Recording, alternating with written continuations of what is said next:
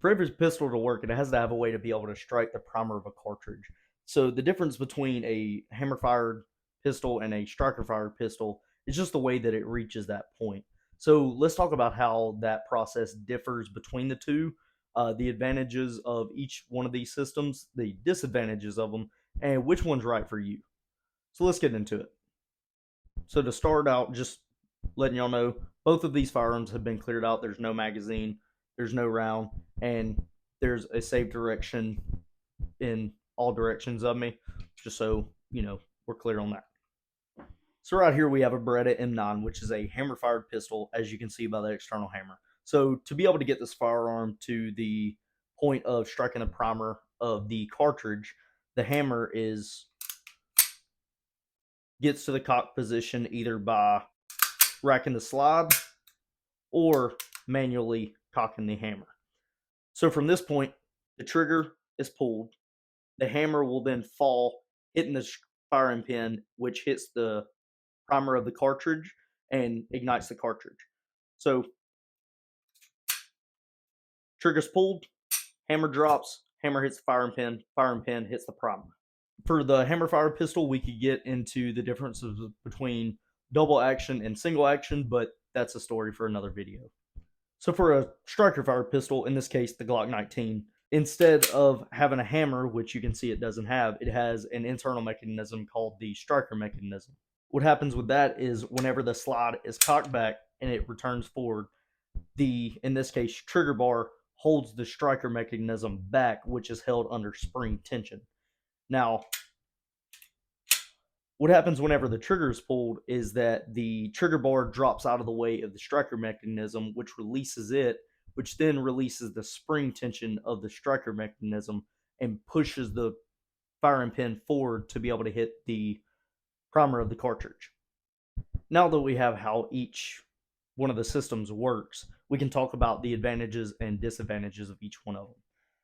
So for the advantages of a hammer-fired pistol, first up is that you can easily cock the hammer without having to rack the slide back at all. So if you don't really have the strength to be able to do it, or you just don't feel like fighting with it, all you have to do is pull the hammer back, which you can do because it's an external hammer, and now it's cocked. Which leads me into my second advantage, is that you can easily tell if this hammer or if this firearm is cocked or not. So we can tell in this configuration that this firearm is indeed cocked and it is ready to go. However, if the hammer is dropped like this, we can clearly tell it's not cocked. Now, in my opinion, the main advantage for this one is that with the hammer cocked and it being in the single action configuration, which, like I said, we'll cover in another video, it tends to have a lot more of a crisper trigger pull.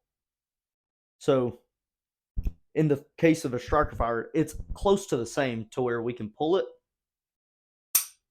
and it's a nice clean break. And like I said, all firearms have been cleared. There's no ammunition in this room. We don't have to worry about any negligent discharges or anything like that.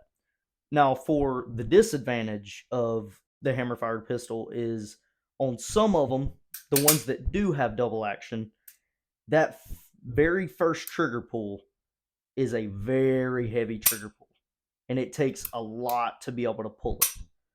Versus if you have it cocked, that single action has a nice clean break.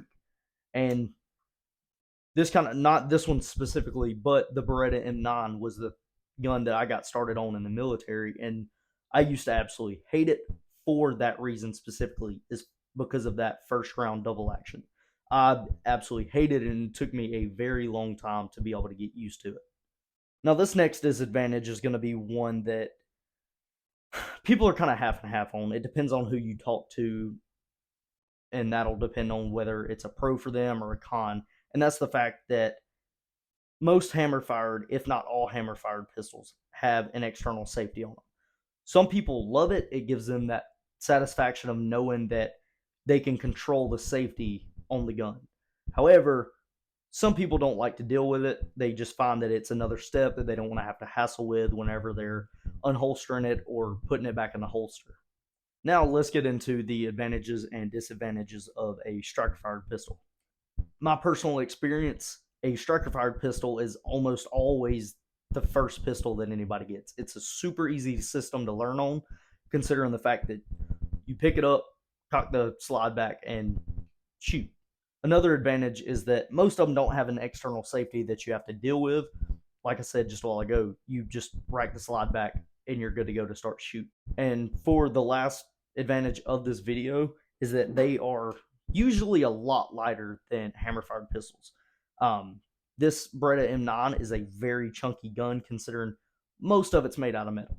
However, the only thing made out of metal on this gun is the barrel and the slide of the major components anyway. The pistol grip is a polymer material, and so it's a lot lighter than an all metal hammer fired pistol. Now, the disadvantage of one of these pistols, striker fired specifically, is that most of them don't really have a external safety. And just like I said about the M9, depending on who you talk to will depend on what their opinion is on it, whether it's a pro or a con for them.